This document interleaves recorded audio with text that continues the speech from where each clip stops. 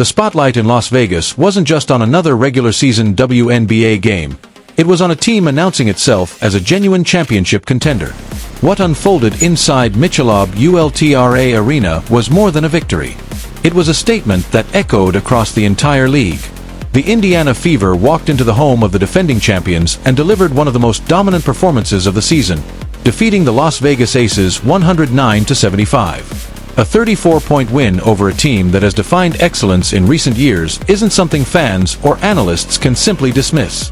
It sends a clear message that Indiana has evolved into one of the most dangerous teams in the WNBA. Even more impressive, this wasn't an isolated performance. It was another chapter in an incredible stretch where the Fever have consistently outplayed the Aces. What once looked like a rebuilding franchise is now playing with confidence, chemistry, and a belief that they can compete with anyone. From the opening tip, Indiana controlled every aspect of the game. Their offense moved the ball beautifully, their defense forced difficult shots, and every player seemed committed to making the extra pass instead of chasing individual statistics. It was the definition of team basketball. One of the biggest stars of the night was Sophie Cunningham. Throughout the season, she has experienced highs and lows, with critics questioning her consistency. But against Las Vegas, she answered every question with one unforgettable performance. Cunningham was unstoppable from beyond the three-point line. Nearly every open look found the bottom of the net as she buried 6 three-pointers while shooting with incredible efficiency. She finished with 20 points in limited minutes and completely changed the momentum every time the Aces attempted a comeback. Her shooting stretched the defense, created more driving lanes for her teammates, and forced Las Vegas to constantly adjust their defensive strategy. It was the kind of performance every championship team needs from a veteran role player. Another player who completely silenced the criticism was Kelsey Mitchell. Over the past several weeks, some fans claimed Mitchell was becoming too focused on scoring and wasn't involving her teammates enough. Those conversations disappeared after this game. Mitchell delivered one of her most complete performances of the season. She scored 27 points while also recording 8 assists, proving she can dominate both as a scorer and as a playmaker. Instead of forcing contested shots, she attacked the defense patiently, made smart reads, and consistently found open teammates. Her balance between scoring and facilitating kept Indiana's offense flowing from beginning to end. While Mitchell and Cunningham handled the scoring, Caitlin Clark once again showed why she's already considered one of the league's brightest stars. Coming off recent injury management, Clark entered the game with a planned minutes restriction. Rather than forcing shots or trying to put up huge scoring numbers, she played with maturity and control. In just over 24 minutes, Clark finished with 12 points, 7 rebounds, and 6 assists while directing the offense like a veteran point guard. Her impact went far beyond the box score. Every time she handled the basketball, Las Vegas defenders were forced to react. Her passing vision opened opportunities for shooters on the perimeter, cutters attacking the rim, and post players establishing position inside. Even though her three-point shot wasn't falling consistently, her presence completely changed how the defense operated. Great players don't always dominate by scoring. Sometimes they dominate simply by making everyone around them better. That is exactly what Clark accomplished. Inside the paint, Aaliyah Boston once again proved why she remains one of the league's most reliable interior players. Boston battled for every rebound, controlled the defensive glass, protected the paint, and gave Indiana a physical advantage throughout the game. Her ability to finish around the basket and prevent second-chance opportunities kept Las Vegas from ever building momentum. Meanwhile, Tiasha Harris quietly produced one of the most valuable performances of the night. Her defensive pressure disrupted passing lanes, forced turnovers, and frustrated opposing guards from start to finish.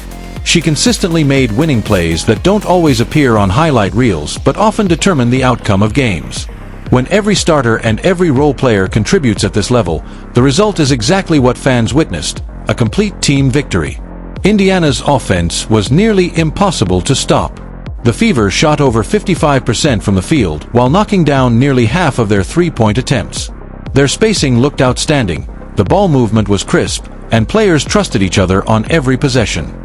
Instead of relying on one superstar to carry the offense, everyone embraced their role. That is often the biggest difference between talented teams and championship-caliber teams.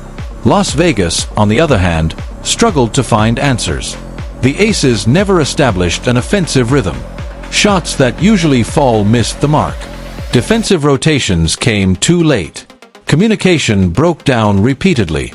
Credit must also be given to Indiana's disciplined defensive effort, which prevented Las Vegas from getting comfortable at any point during the contest. It's also fair to acknowledge that the Aces have dealt with injuries and physical challenges throughout the season. Several key players have not looked completely healthy, and that has clearly affected their consistency. However, great teams take advantage of opportunities. Indiana didn't simply beat an injured opponent. They dominated from beginning to end. Perhaps the most exciting takeaway for Fever fans is that Caitlin Clark is still working her way back toward full strength. She's currently playing under managed minutes, yet Indiana continues to win convincingly. That should concern every other team in the league. If the Fever can defeat elite opponents while their franchise player is still easing back into full game action, imagine what they could become once she's playing without restrictions. Clark's elite passing, Mitchell's scoring, Boston's interior dominance, Cunningham's perimeter shooting, Harris's relentless defense. Those pieces are beginning to fit together perfectly. Championship teams aren't built overnight. They develop chemistry through difficult moments, injuries, criticism, and adversity. Indiana appears to have reached that next stage. Players understand their roles. The coaching staff has established a clear identity. The confidence continues to grow with every victory.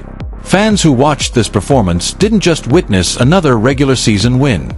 They witnessed a team discovering exactly who it wants to become. As the All-Star break approaches, optimism surrounding the Fever continues to rise. If Clark returns completely healthy, if Mitchell maintains this level of efficiency, if Cunningham continues providing instant offense, if Boston keeps controlling the paint, and if the defense maintains this intensity, Indiana could become one of the toughest matchups in the entire WNBA. The rest of the league should pay close attention. This version of the Fever plays fast. They share the basketball. They defend with energy. Most importantly, they believe they can beat anyone. A 34-point victory over the defending champions doesn't guarantee a championship, but it does prove something extremely important. The Indiana Fever are no longer just a young team with potential. They are becoming a legitimate contender capable of challenging the league's best. If this performance is any indication of what's coming during the second half of the season, WNBA fans could be witnessing the beginning of a remarkable new era in Indiana basketball. The message from Las Vegas was loud and clear. The Indiana Fever have officially arrived, and the rest of the WNBA has been put on notice.